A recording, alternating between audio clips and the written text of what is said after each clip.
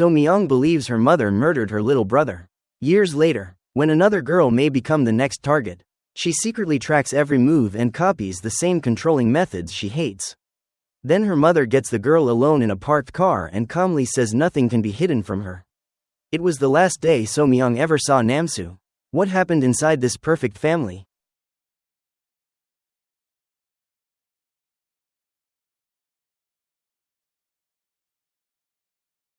Gil So-myeong once believed she had a perfectly normal family. Then her father vanished when she was 8. And 4 years later, her little brother Myung-jin died. Now, every painful memory keeps leading her back to the same person, her mother. Her mother always called So-myeong her perfect look-alike daughter, choosing her clothes, controlling her studies, and deciding exactly what kind of person she should become. At school, So-myeong found comfort in her best friend Sayin, while her younger brother Myung-jin was constantly treated like the family problem. Myung-jin could be loud and careless, but So-myeong knew he was not a bad kid. He even saved his allowance to buy snacks for her. One evening, their mother accused him of using the computer without permission. Even after he denied it, she called him a liar and forced So-myeong to watch. So-myeong wanted to defend him, but her mother's cold stare left her frozen. Myung-jin was thrown out of the house and ordered to apologize before he could return.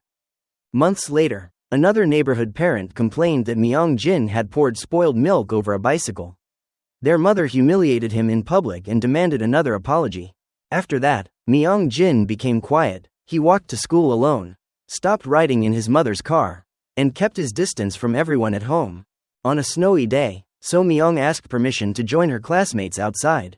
Her mother agreed, and Myung-jin was allowed to come with her. The siblings finally started having fun together. So-myeong even promised herself that she would never let their mother turn her against him again. Then Myung-jin suddenly disappeared. So-myeong searched through the park until she found him trapped beneath the frozen water. She screamed for help, pulled him out, and desperately tried to perform CPR, but she could not feel him breathing.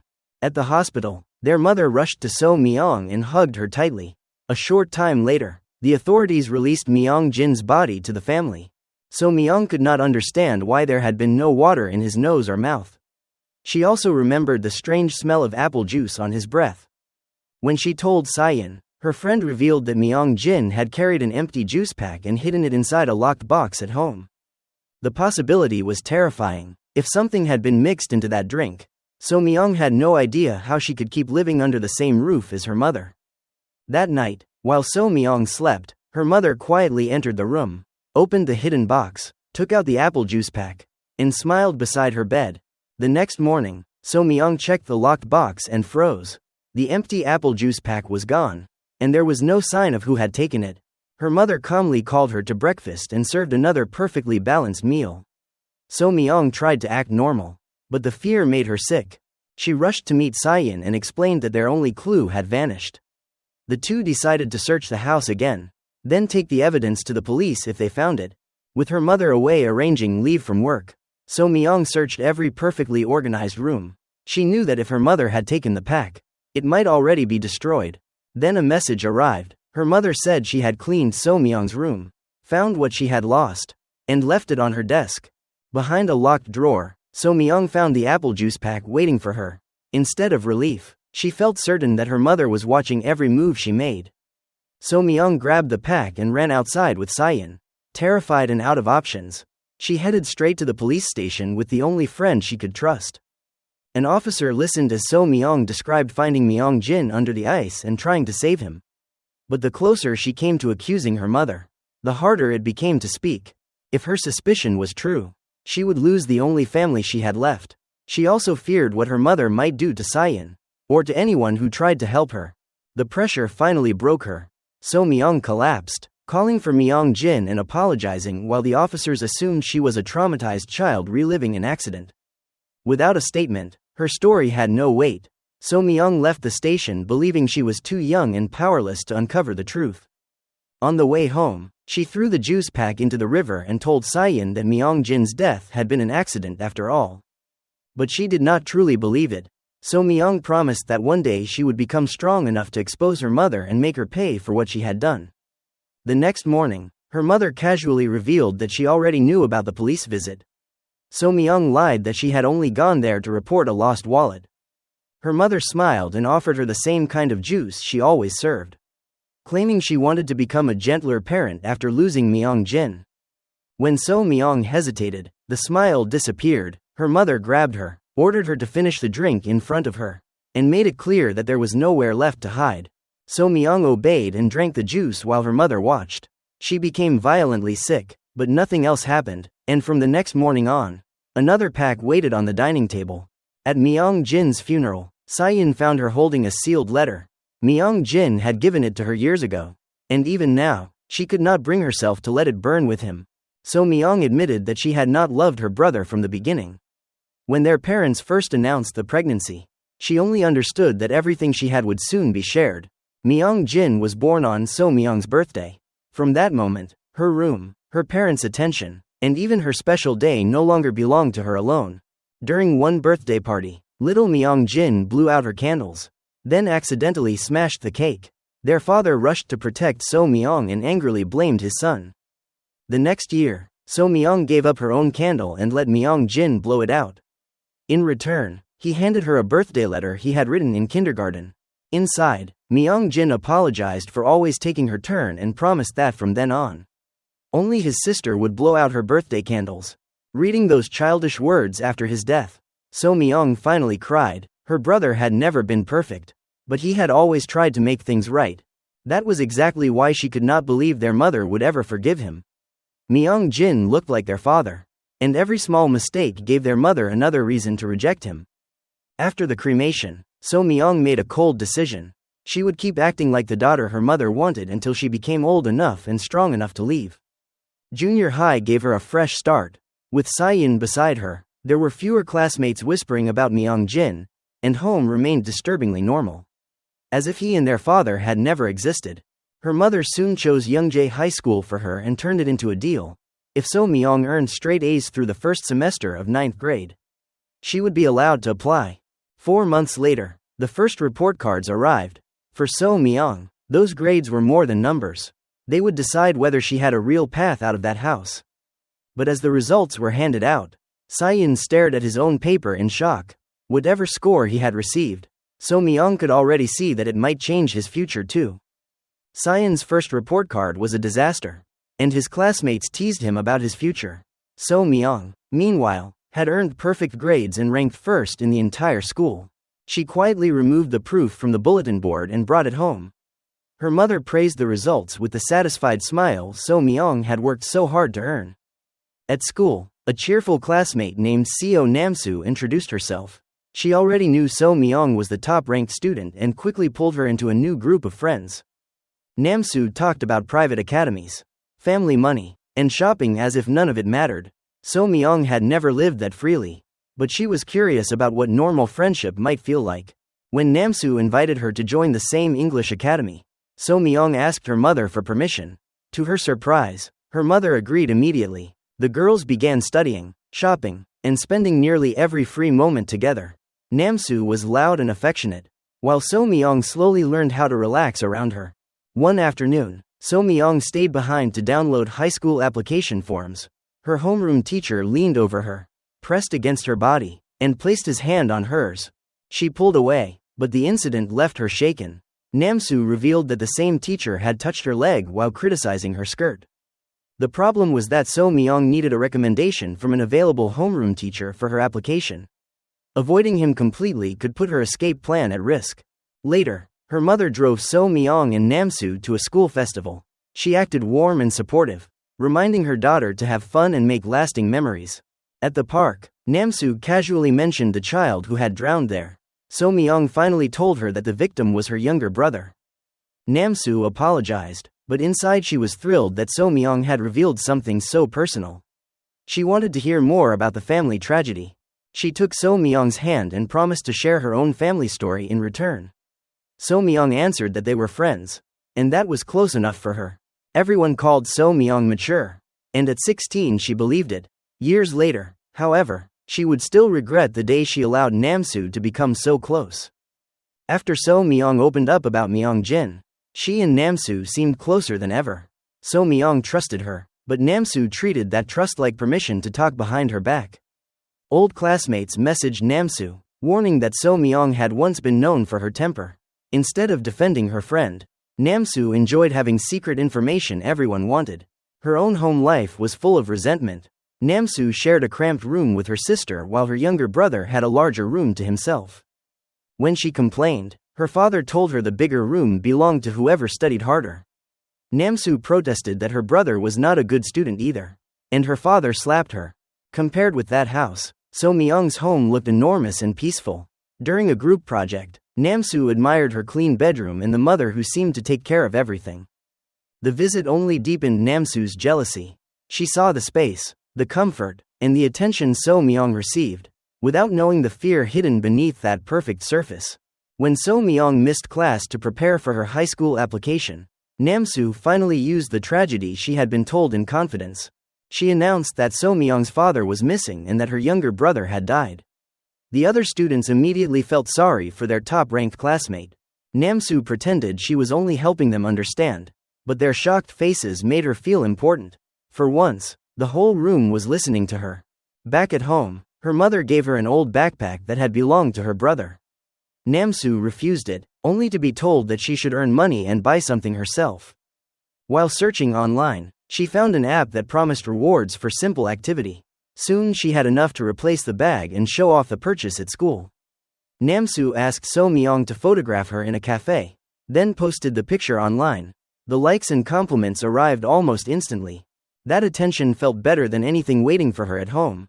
With every new reaction, Namsu learned that a polished image could make strangers admire the life she wished she had. And after discovering how easily one private story could draw a crowd, she had no reason to stop sharing other people's secrets. At Bokal Middle School's sports festival, So-myeong and Namsu took pictures together, looking like two ordinary best friends. Namsu was far more interested in the attention those pictures brought. A handsome boy named Jang Hyunwoo messaged her, and she hurried out to meet him.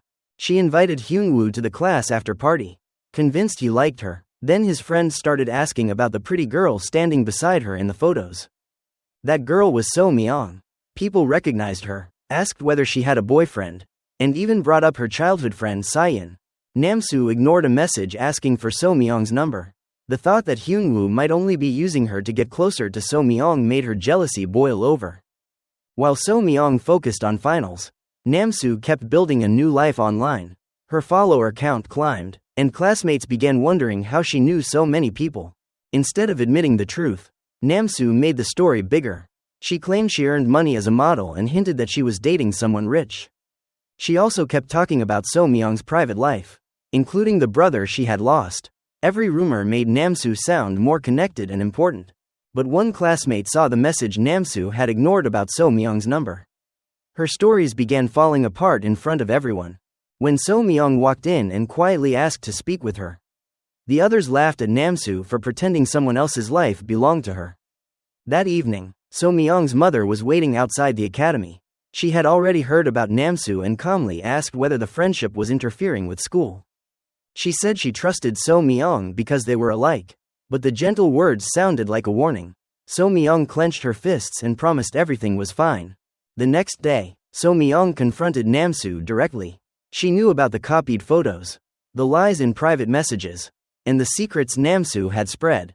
Namsu denied it until there was nowhere left to hide. Then So-myeong named the worst betrayal of all. Namsu had even claimed the stolen backpack was hers. Cornered by So-myeong, Namsu kept lying. She insisted the expensive clothes and bag were part of her modeling work, even though every detail contradicted the last. Then she started crying. The tears drew a crowd, and Namsu quickly turned the confrontation into a story about So-myeong attacking her for no reason. Classmates rushed to comfort Namsu and pulled So-myeong away. Hyu Jin understood that Namsu had caused the mess, but she still warned So-myeong not to push any further. So-myeong chose not to expose every lie. She knew the rumors would eventually fade, and fighting in public would only give Namsu more attention.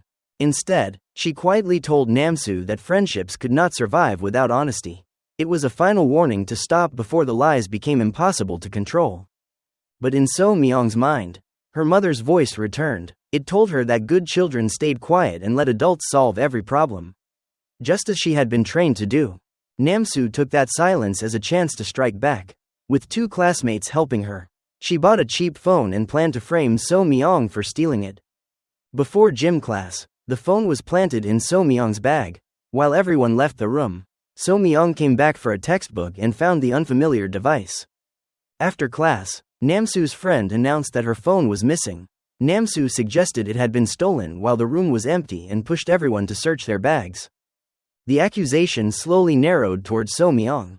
Namsu acted concerned, but she was already certain the planted phone would be found. The bags were emptied one by one. When So-myeong's turn came, books and supplies spilled across the desk, but the phone was nowhere inside. Namsu froze. She had expected proof, yet all she could do was keep insisting that So-myeong must be hiding something. So-myeong watched her carefully and asked why Namsu had been so sure the evidence would be there. Then she leaned closer and said it sounded almost as if Namsu had put the phone in the bag herself. So-myeong's calm question terrified Namsu. She warned her that there was a line she should never cross. Because one day those reckless lies could get her killed. When the missing phone was announced, So-myeong left the room with perfect timing. She had already found it and handed it to a teacher before the search began. Namsu chased her into an empty hallway and demanded to know what she had done with the phone. So-myeong admitted she had discovered it inside her bag. Instead of reporting the setup, So-myeong offered a deal. Namsu could keep posting pictures and borrowing things, but she had to stop spreading rumors and stay out of So-myeong's life. Namsu felt humiliated, yet she could not understand why So-myeong was willing to let her escape. So she asked what So-myeong wanted badly enough to make that bargain. So-myeong answered honestly. She wanted to enter Youngjae High, move into the dorms, and finally get away from her mother. Namsu exploded. She hated that So-myeong seemed to have everything while she was stuck fighting for attention, money, and space at home. She even admitted that she had wanted So-myeong dead. So-myeong did not flinch and quietly said her own family was nowhere near as perfect as it looked. For a moment, So-myeong tried to meet her halfway. She apologized for hurting Namsu, but also said Namsu should have spoken honestly before trying to destroy her. Namsu refused to listen and walked away. Soon the attempted theft accusation spread through the school, bringing the teachers into the conflict.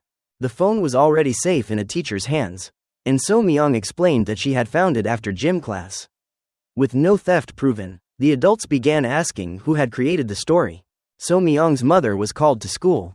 She used her university title and influence to pressure the teacher, then demanded to know who had dared target her daughter. When the teacher suggested it might be a childish misunderstanding, she became furious. She cared less about the truth than about protecting So-myeong's flawless record before entrance exams. Not satisfied with the school's answer, she studied the building entrances and security cameras, then approached a guard and asked him for a private favor. The security guard refused to show school footage to a parent. So-myeong's mother immediately changed tactics, acting like a frightened single mother desperate to protect her daughter. She apologized for troubling him, brought coffee for the staff, and slipped cash beneath the cups. One bribe became 2 so neither guard would feel left out. Her performance was warm and polite, but every word pushed the men toward breaking the rules for her. By the time she left, they understood exactly what she wanted. At school, students were already losing interest in the phone incident. Namsu tried to act normal, yet the people around her had begun questioning why she had accused So-myeong so confidently. With the class field trip approaching, Namsu joined the shopping plans and forced herself back into the group. So-myeong kept her distance and returned to her entrance application. Her homeroom teacher rejected the first cover letter as weak and outdated. He told her to rewrite it around leadership, even though finals were only days away. So-myeong swallowed her anger and started over. Getting into Youngjae High was her only way out of the house, so she could not afford a fight with the teacher writing her recommendation. A classmate showed her a private online forum for magnet school applicants. The girl's mother had paid for access to exclusive seminar materials from a well-known academy. Inside were model essays, leaked lecture photos, and a cover letter guide promising admission. So-myeong knew the whole system was illegal, but one detail mattered more. A photograph showed a lecturer's hand beside the seminar notes. The birthmark and wristwatch were unmistakable. The person secretly selling private entrance advice was So-myeong's own homeroom teacher, the same man judging her application at school. That meant he was steering students toward material connected to his business while pretending to give fair guidance in class. So-myeong stored the discovery away. She now had something powerful enough to protect her application if he tried to stand in her way. Meanwhile, her mother returned to the school, ready to collect the result of the favor she had bought from the guards. On the class field trip, Namsu spent more time taking pictures than enjoying the palace. She directed every pose, complained about bad angles, and treated her classmates like photographers. The group finally stopped for food, but Namsu was upset that there was nothing impressive enough to post. Her constant demands started another argument with Haejung. So-myeong sat between them, wondering why she had come at all. Finals in her application mattered far more than keeping Namsu's fragile social image alive.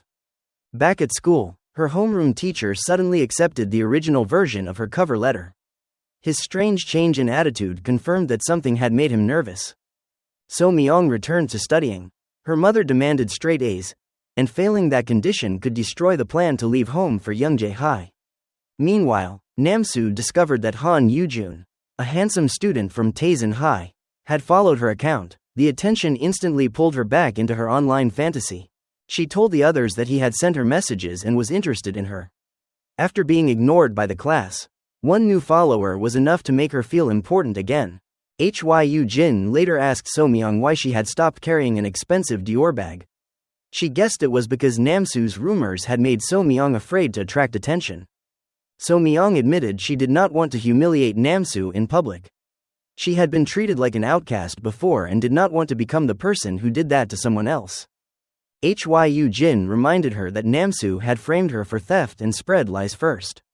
Still, So-myeong chose to let the incident go until finals were over. That night, she found her mother awake at the kitchen table, studying documents on a laptop. When So-myeong asked what she was doing, the screen was quickly covered. Her mother only said she would be at the school during the finals and would remain there afterward. The answer gave So-myeong no idea what had been arranged. For years, So-myeong believed perfect grades were the one part of her life she could control through effort. But this time, the exam her freedom depended on became the worst test she had ever taken. So-myeong's mother had volunteered as a parent proctor and arranged to supervise the same exam room as her daughter's homeroom teacher. She told So-myeong to focus on math and promised a celebration afterward. Behind the smile, she was still working on the phone incident without telling her daughter anything. At lunch, Namsu was once again on the edge of the group. Then Han Yoo-jun sent her a message, giving her a new story to use for attention. She claimed they had gone on a date in Apgujeong and held a modeling shoot together. The others asked for pictures, and Namsu struggled to invent excuses. Finally, she showed them a photo she had secretly taken of Yoo-jun at a cafe. Because it looked personal, the girls accepted it as proof that they were close. Yoo-jun had briefly posted from the same cafe and deleted the picture after noticing a typo. Namsu had saved the location and used the coincidence to support her lie.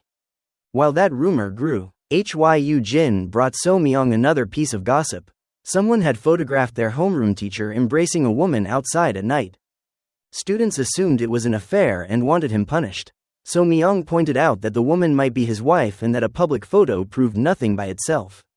She had no desire to destroy someone over an unverified story, even though the teacher's private admissions business had already given her a real reason to distrust him. With finals ending, the Youngjae High selection process moved closer. The first stage used grades. Then came exams, a camp, and an interview. So-myeong pushed every distraction aside. Passing meant reaching the dorm and escaping the home that had controlled her for years. Elsewhere, someone sent Yoo-jun an anonymous message accusing him of flirting with a middle school girl named Seo Namsu. Yoo-jun stared at the name in disbelief. He barely knew Namsu, yet screenshots and rumors were already making him look involved with her. Jang Hyunwoo saw his reaction and asked what was wrong, as the lie Namsu had created finally reached the person at its center. Hyunwoo told Yoo-jun how Namsu had approached them at the sports festival. She had nearly invited him out, then started telling everyone she was involved with Yoo-jun instead. At school, Namsu stopped doing even simple assignments. When the teacher asked for her work, So-myeong refused to cover for her and handed over a blank sheet. The tension finally burst when classmates mentioned the stolen phone. They knew Namsu had disappeared during gym and had accused So-myeong before anyone understood what happened. Namsu attacked Haejung for bringing it up in public. Haejung answered that a false theft accusation was not a harmless misunderstanding. More students joined the argument. They had watched Namsu lie, chase attention, and drag So-myeong into every story while expecting everyone else to tolerate it. Namsu shouted that they had only kept her around to make their group look popular. For the first time, the anger she had hidden behind smiles came out in front of everyone. A quieter classmate named Hyunju stepped in. She had known Namsu since elementary school, but Namsu abandoned her after they reached middle school. Hyunju admitted she had felt left out and apologized to So-myeong for standing nearby while the rumors spread. So-myeong took her somewhere private and listened. Together with Hyu Jin, they examined the photo Namsu claimed came from a recent modeling shoot with Yoojun. A reverse search found the exact picture on a clothing website. The models' faces had been cropped out, and the product itself had been released 3 years earlier. The downloaded file name was dated 2017. Namsu had taken an old advertisement and turned it into proof of a relationship that never existed. Hyunju finally had evidence strong enough to show the others. Her former friends apologized for ignoring her and letting Namsu decide who belonged in the group. They agreed to wait until the exams ended before confronting Namsu, hoping to stop the situation without creating another public fight. But Namsu noticed the group closing ranks without her, and the truth she had buried was already moving toward her. News of the stolen modeling photo spread through the class. Namsu overheard that everyone knew, but with finals starting the next day, no one confronted her yet. She tried to act casual and asked someone to share an umbrella after school. The girls avoided answering, and Namsu realized their weekend silence had not been an accident. The next morning, she walked into a classroom full of whispers. Students mocked her fake modeling career and stared at the hands she could not stop shaking. Unable to bear it, Namsu ran to the teacher and claimed she was sick. He dismissed her pain as cramps caused by wearing a short skirt and sent her to the nurse. In the empty room, Namsu called her mother for a ride. Her mother said she had work, told her to ask a friend, and suggested contacting the father who barely came home. Namsu finally admitted that nobody would want to share an umbrella with her. Even then, her mother refused to leave work and ended the call. Outside, So-myeong's mother arrived under a red umbrella. She spoke sweetly to her daughter, carried the heavy bag, and made sure Namsu saw the care she was missing. Namsu walked home alone through the rain, soaked and furious while the friendship she had built from lies collapsed around her. During the exams, classmates compared answers and praised So-myeong for noticing Namsu's fake photo before anyone else. So-myeong overheard them and understood that Namsu had been exposed. She stayed quiet, determined to finish the finals without being pulled into another fight. On the last day, the math exam began. While erasing an answer, So-myeong noticed a small note hidden beneath her desk. The paper contained formulas for the test. If a teacher saw it, it would look like a cheat sheet and could destroy her grades. Application, and chance to leave home. She knew she could not simply show the teacher. The note was positioned to frame the person sitting there, and someone had deliberately reached her desk before class. So-myeong's fear turned into rage as one name came to mind. After every warning to leave her grades alone, Namsu had crossed the final line. As soon as time was called, Namsu raised her hand and accused So-myeong of secretly looking at notes during the math exam. She claimed she had seen a yellow sticky note filled with formulas. The room turned toward So-myeong. Waiting for an answer she was too shocked to give. Hyu Jin protested that So-myeong studied harder than anyone and had no reason to cheat. The teacher stopped the argument and ordered a search. A female staff member checked So-myeong in the bathroom while teachers emptied her bag and examined the desk. Uniform, socks, and shoes. They found nothing. Without evidence, the school dismissed the accusation as a mistake and told the class not to spread rumors. Namsu insisted she had seen the note, but no one believed her anymore. So-myeong waited until the others left and followed her into the restroom. She demanded to know where the planted paper had been hidden. Namsu was stunned when So-myeong revealed that she had swallowed it during the test. So-myeong then showed the fake modeling photo. She had known since the previous Friday that Namsu stole it from an old shopping page. Yet she had kept quiet. That restraint ended when Namsu attacked the one thing tied to So-myeong's escape. A cheating charge could have ruined her grades and cost her the dorm. Namsu grabbed her and said So-myeong only cared about herself. She brought up Myeong Jin's death and accused her of living comfortably after everyone around her suffered. So-myeong tried to end the conversation, but Namsu's rage exploded. She lifted a chair and swung it toward her head. So-myeong barely dodged. The impact sent her down, and blood began running from her nose as Namsu fled into a stall and locked the door. Still bleeding, So-myeong stood back up. The fear that had once kept her silent was gone. She pounded on the stall and ordered Namsu to come out, repeating the command until the locked door was the only thing between them. With blood still running from her nose, So-myeong stood outside the locked stall and fought the urge to tear the door open. She remembered the psychiatrist her mother took her to years ago. The doctor said her violent outbursts were far stronger than the situations that triggered them. He called it intermittent explosive disorder and warned that stress, anxiety, depression, and family history could all make the anger harder to control. To stop an attack, he taught her to focus on a pattern above her and count backward. So-myeong stared at the ceiling and forced each number out slowly. When she finally opened the stall, Namsu was terrified. She apologized over and over, promising she would never touch So-myeong again. So-myeong still moved toward her, but Hyu-jin rushed in and held her back. Namsu collapsed, crying for her mother while So-myeong was taken to the nurse. The blood brought back the first time her anger had truly scared everyone. In 6th grade, a boy humiliated a girl and treated it like a joke. So-myeong attacked him before anyone could stop her. She knocked out his teeth, shattered a cup, and cut her own hand in the struggle. The boy was transferred after the school hearing, but the other students only remembered So-myeong losing control. From then on, they called her crazy. Her mother brought her to treatment, and So-myeong learned to fear her own anger as much as everyone else did. That fear was why she kept swallowing every insult. Back in the present, she told her worried friends it was only a nosebleed. Then she quietly cleaned the restroom stains with peroxide. She asked Hyu-jin not to tell anyone what really happened. If her mother heard about the fight, So-myeong knew the consequences could become much worse.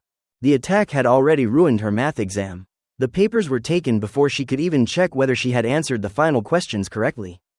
For now, her mother had left without discovering the truth, but the school could not ignore the violence, and a formal case against Namsu was about to begin. By the next day, the truth had already been twisted.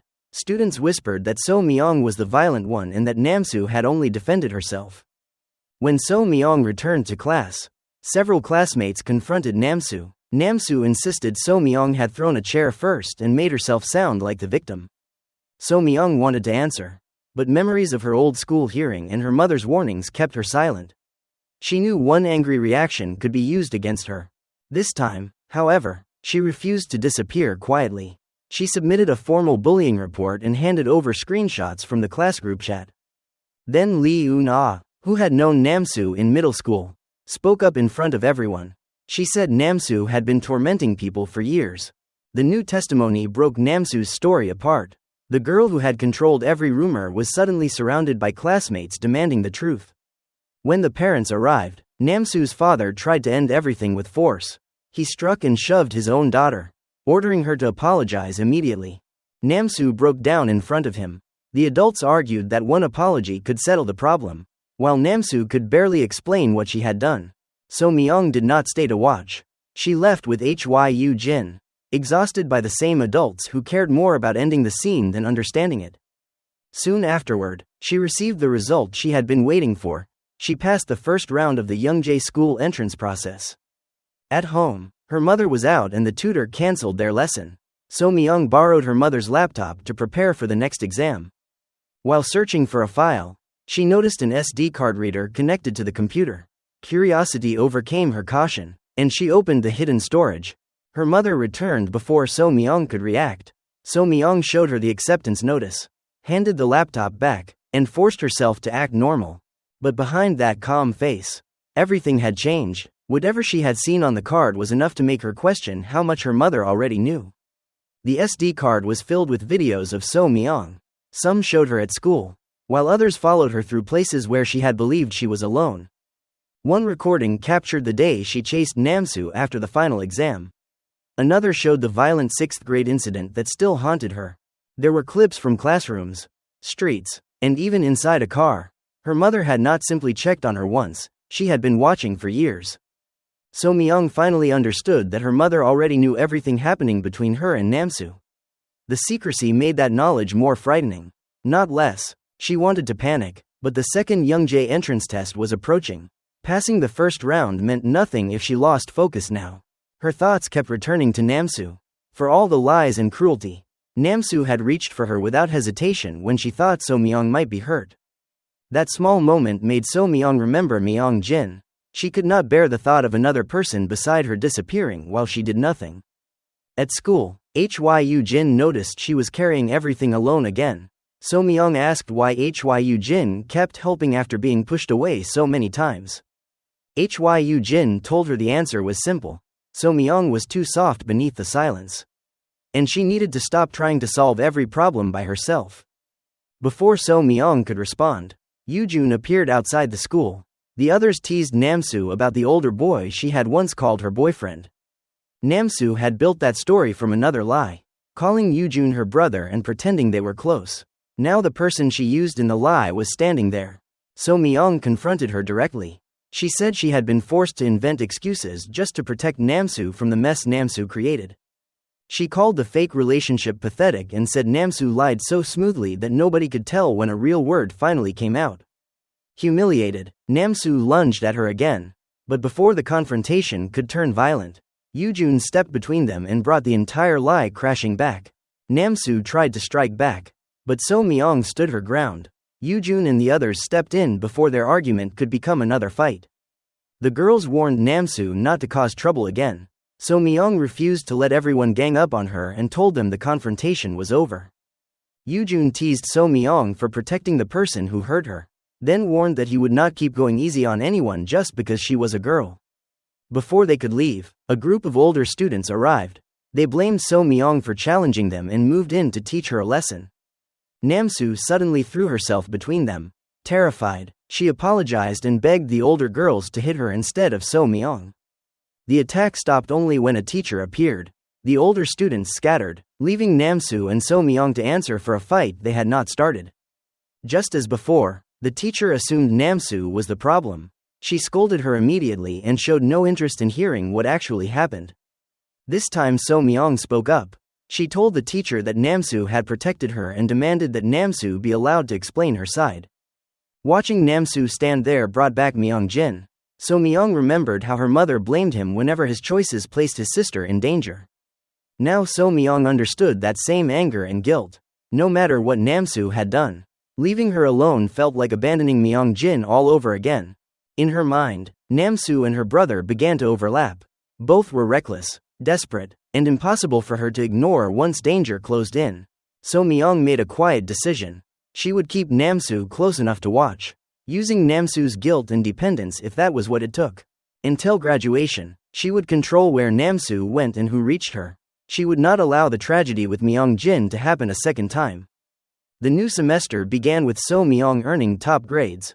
Beside her, the strange friendship with Namsu continued, held together by fear, guilt, and protection. When the final grades were posted, So-myeong had earned A's across the board. Even a 91 in math was enough to keep her near the top. Her friends crowded around to congratulate her, and for a brief moment she could enjoy the result without thinking about Namsu or her mother. The school violence review soon pulled her back. Staff asked whether Namsu had bullied her and requested every message connected to the case.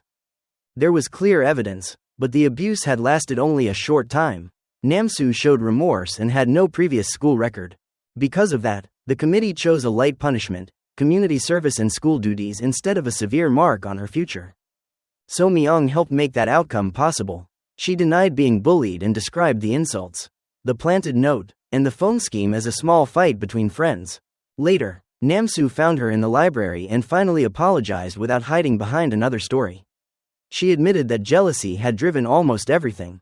She confessed to lying about Myeong-jin, manipulating the phone incident, and planting the exam note. By the end, she could barely speak through her tears. So-myeong accepted the apology, but she did not call them close friends. Instead, she offered to walk home with Namsu until graduation. Staying together would keep the older girls away. After graduation, So-myeong told her to enter high school, meet better people, and start over. Namsu timidly asked if they could link arms. So-myeong allowed it, thinking about another friendship she had once let slip away before it could be saved. At a cafe, So-myeong met her tech-savvy friend Sun Sayan, who had helped examine Namsu's phone and search for anything unusual. So-myeong explained that her mother had been secretly watching Namsu. She planned to gather proof and contact the authorities once she was safely away at school. Until then, she had to pretend she knew nothing. Se-yeon found no obvious answer on the phone, but warned that whoever was tracking them probably knew every move already. Se-yeon explained how hidden tracking apps worked. A cloning tool could copy an app, disguise it, and remove the original icon without stopping the program. That meant a tracker could sit on the first screen looking completely harmless while quietly recording locations, calls, and activity. So-myeong realized her mother had been monitoring her phone the entire time. The discovery left her furious, frightened, and desperate for another device. She asked Se-yeon for an unused phone that could work on Wi-Fi. Then she turned the same method her mother used toward Namsu. So-myeong gave Namsu the red phone and claimed it was only for emergencies in case Yoojun or the older students came back. Without telling her, she installed a hidden location tracker. Now So-myeong could see exactly where Namsu went whenever they were apart. The first test came when Namsu slipped into a convenience store alone. So-myeong called at the perfect moment and ordered her to go straight home. At school, that control became routine. So-myeong checked Namsu's route, questioned who she met, and warned her never to wander off alone. Namsu then revealed that Yoojun had sent a death threat after getting her number from Hyunwoo. She wanted to hide until the problem disappeared. So-myeong refused to let her run. She said Yoojun and the others had been dragged into Namsu's lies. So Namsu did not get to decide when the damage was over. Namsu broke down under the pressure. Instead of stepping back, So-myeong pulled her close and promised everything would be fine if she listened. The words sounded almost exactly like her mother. Without me, you always make a mess. Stay beside me, obey me, and nothing bad will happen. To So-myeong, it still felt like protection. To Se-yeon, it was obvious that fear had turned her into the person she was trying to escape. When Se-yeon learned about the secret tracker, she was horrified. She accused So-myeong of copying her mother and demanded the borrowed phone back immediately. Se-yeon demanded to know why So-myeong had secretly tracked Namsu. A normal location sharing app would have worked if Namsu had agreed to it. So-myeong argued that permission would ruin everything. Namsu could switch phones or turn the app off, and the entrance exam was only 1 day away. Her fear kept growing. Her mother already knew about Namsu yet had done nothing, which made So-myeong believe something worse was being prepared. At last, she said the thought she had hidden from everyone. She believed her mother was a murderer, and Namsu might be the next person she killed. To So-myeong, saving a life mattered more than consent. If Namsu wanted to survive, then she needed to stay close and obey every instruction. Se-yeon asked why she had never told the rest of their friends. Before So-myeong could answer, Hyunwoo arrived and felt the tension immediately. So-myeong almost confessed, but the words would not come. She apologized again and said this was something she needed to solve alone. Hyunwoo finally lost patience. She told So-myeong to stop apologizing and said real friends were supposed to share the things that hurt them. So-myeong wanted to call her back, yet still chose Namsu. Hyunwoo walked home alone, saying she needed to prepare for her tournament. Then So-myeong's mother pulled up and offered them a ride. She had even brought chocolate for Hyunwoo and recognized her without an introduction. That tiny detail terrified So-myeong. It proved her mother knew the people around her far better than she had ever admitted.